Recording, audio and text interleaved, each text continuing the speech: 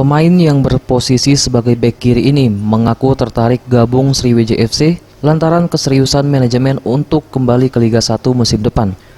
Valentino yang sebelumnya merupakan pemain Persipura Jayapura mengaku sudah 1 bulan terakhir menjalin negosiasi dengan coach Neil Maizar secara langsung, hingga akhirnya memutuskan untuk berlabuh ke Sriwijaya FC.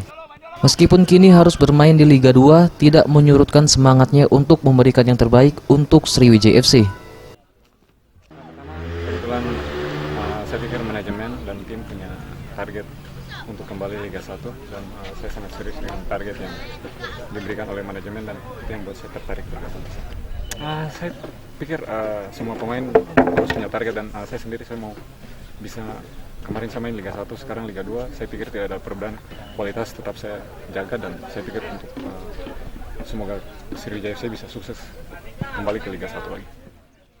Valentino sendiri mengaku tidak terlalu kesulitan untuk beradaptasi karena sedikit banyak sudah mengenal skuad Laskar Wongkito, di mana dirinya sempat menjadi anak asuh pelatih Neil Maizar di Timnas tahun 2012. Juga sempat bermain dengan beberapa pemain Sriwijaya FC seperti Amrizal, Dedi Hartono, dan Rahel Radiansyah. Eza PM, Sriwijaya TV.